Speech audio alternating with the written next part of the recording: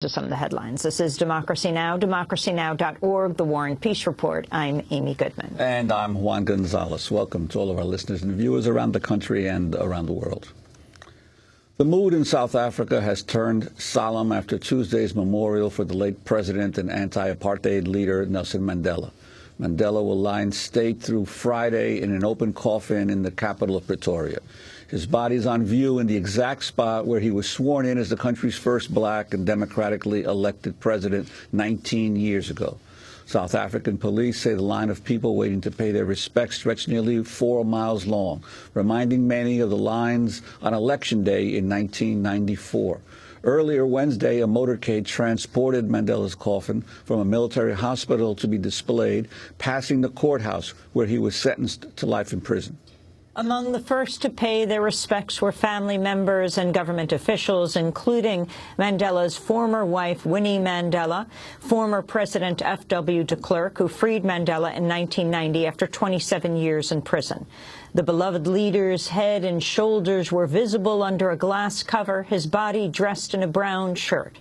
Many of the South Africans who came to see him said they felt closure after the viewing. Today, this is it. We are the first people to see him from the public, and we really confirmed that he is really gone and he's no longer with us. It was emotional but very peaceful emotions that arose with him. He's lying there and carries a lot of peace around him. That was very moving, It's what I experienced. My experience is like, at some point I never hoped to see him in that coffin, even one of the single day. But I guess that's how it is, and then we should let go and let him rest in peace, Yes, it's bad, it's emotional, but yes, I guess he got his final decision. That's where he is now. For more, we go to South Africa, where we're joined in Johannesburg by a man who worked closely with Mandela and first met him in 1962. Ronnie Kasrils was a leading anti-apartheid underground activist and on the National Executive Committee of the African National Congress for 20 years, from 1987 to 2007. He was also a member of the Central Committee of the South African Communist Party from December 1986 to 2007. Kasrils served as Minister for Intelligence in post-apartheid South Africa from 2004 to 2008. His late wife, Eleanor, was a Scottish South African anti-apartheid activist whose story he recalled in his 2011 book, The Unlikely Secret Agent. His autobiography is titled Armed and Dangerous, My Undercover Struggle Against Apartheid. Ronnie Kasrils, welcome back to Democracy Now! Thank you. Well, your thoughts first in terms of the passing of Nelson Mandela and his importance, in, not only in your life, but of millions of South Africans and fighters for justice and freedom around the world. Well, in common with so many people close to him, as well as those who were far off, whether South Africans or internationally, profound sadness. Of course, he was 95 and ill for some time, so I can't say it came as a surprise. In fact, we were prepared for this, but whenever death strikes, it seems to come like a thief in the night, and you're shocked and you're torn up.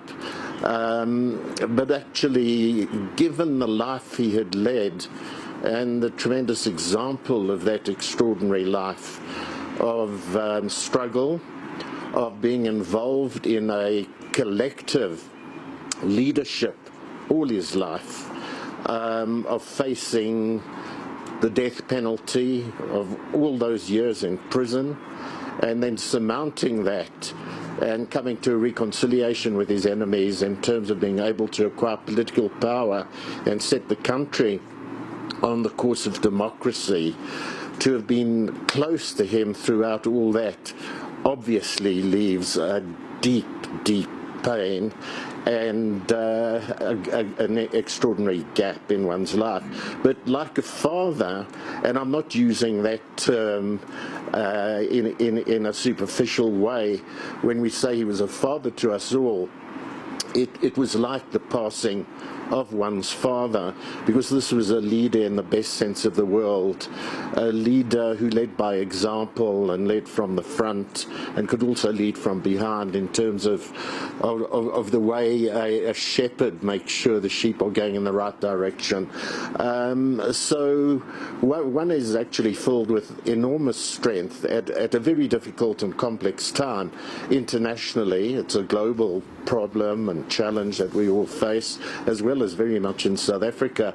One digs deep down, as many South Africans are now, for the lessons that must be learned. So it's been a huge period of continued reflection of his life, his example, and how we need to say farewell, but how we need to move forward on that long walk to freedom, which he says doesn't come to an end, to be guided by the tremendous lessons of Nelson Rolihlahla Mandela's times and his life.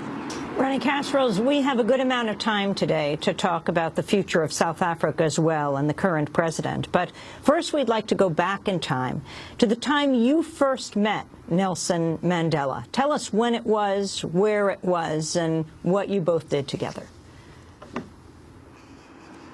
Right, it was in July 1962. It was in a Safehouse in the city of Durban, a house that belonged to a worker. So it was rather small. The room that he was ushered into seemed to absolutely shrink in terms of the size of the man. He was far taller than I'd ever expected, having seen him only through photographs and having heard of him, obviously. But, you know, this is 62 I'm talking about, and I'd been in the movement for 2 years, and in the armed wing of the ANC that he helped form, and that's Umkhonto weSizwe, or MK for short. So he was our commander-in-chief, and at the young age of 23 I found myself as part of the command of a province, the Natal province, now called KwaZulu-Natal, and we weren't expecting him. We knew it was an important meeting, but we didn't know who we would be meeting, and there were many a leader. We weren't short of leaders. When he strode in, he was quite stern and grim in terms of the times. A little bit of joking came in a little later on, but Mandela had just got back to South Africa, having slipped out and labelled the Black Pimpernel because he had gone underground the year before when he led a big strike, a national strike in May 1960. That was May 1961. That was brutally put down by the police, and with Sharpeville and the way they put that strike down, these were part of the catalysts which brought about the end of non-violent struggle and the formation of a new method of struggle and a new organization. So he had been out of the country. He'd been, as we came to learn later, and he let on a little bit about this in his discussions with us for military training. It happened to be in Morocco. This was the base of the Algerian FLN at the time, where things were really coming to a head in that country.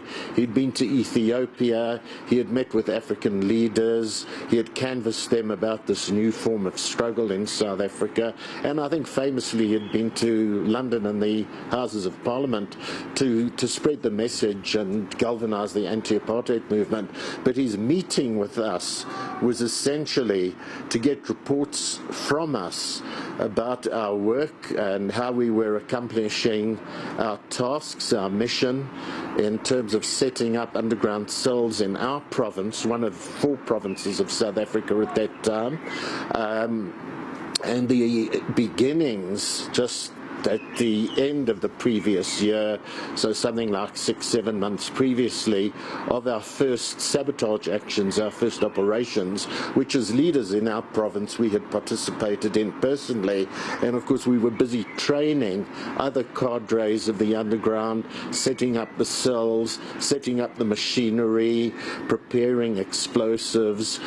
We were to, as a result of his arrest just a couple of weeks later, to actually, let me say, liberate rather than steal 1/2 a ton of dynamite from a road construction company, which meant that the actions of that sabotage phase of our struggle was on the point of really carrying some dramatic operations.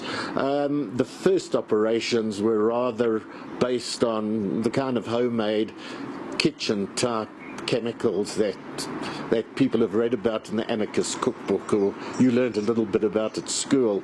But we were very, very serious and committed and believed that we would really win, that this armed struggle would help to galvanize the oppressed people and fill the enormous gap left by the banning earlier of the Communist Party, but then in 1960 of the ANC and the Pan-Africanist Congress.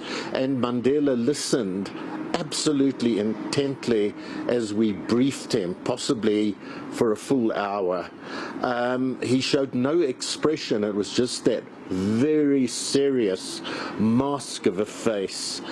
And when we finished, he put a number of questions to us and then gave us a briefing about what he had been doing outside the country, and then discussed the tasks that lay ahead.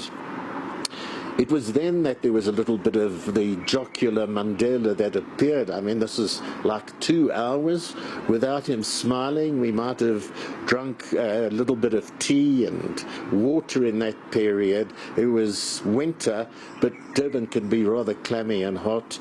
And he said to us in that inimitable voice of his, "Boys," he called us. I was the youngest.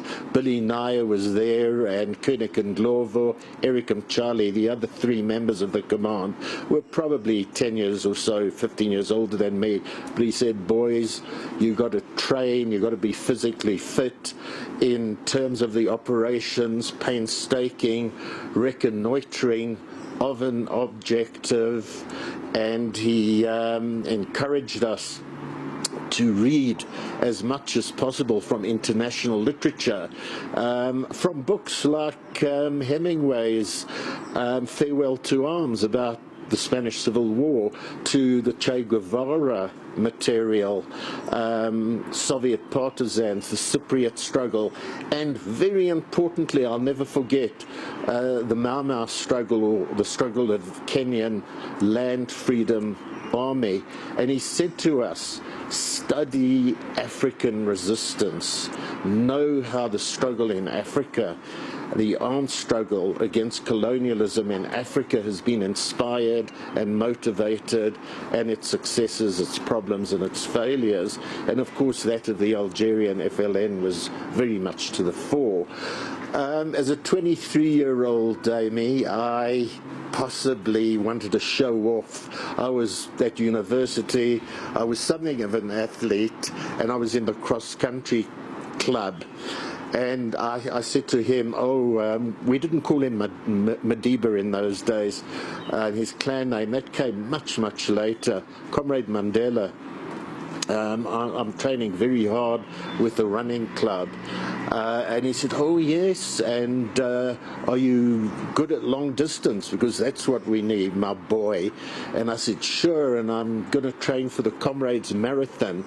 And he joked about how apt that particular term was for the race, which up till that time only whites could participate in. And he said to me, "You've got to train very, very hard." And we joked a little bit about that. He left, and within, I think it was in just over a week, the dreadful, dreadful news arrived that Mandela had been arrested on that road from Durban to Johannesburg, a tremendous setback. So that's something of that first event, that first occasion I met him. Ronnie Kasrils, we have to break. When we come back, as you talk about what you and Mandela and the other leadership were doing in the ANC and the MK, what the conditions on the ground were. Now it's referred to as the anti-apartheid movement, but what was apartheid, the reality on the ground? That arrest also, with the help of the CIA locating Mandela and giving the information over to the South African security forces. Ronnie Kasrils is with us for the hour in Johannesburg, leading anti-apartheid activist on the National Executive Committee of the African National Congress for 20 years, served as Minister of Intelligence under Thabo Mbeki, and was a top military official under President Nelson Mandela. Stay with us. I'm Amy Goodman. Thanks so much for watching this report from Democracy Now!, your daily independent global grassroots news hour. We don't accept advertising or corporate funding, but rather rely on donations from viewers like you. Please make your contribution by visiting democracynow.org today. We need your support today to keep bringing you this hard-hitting, in-depth reporting.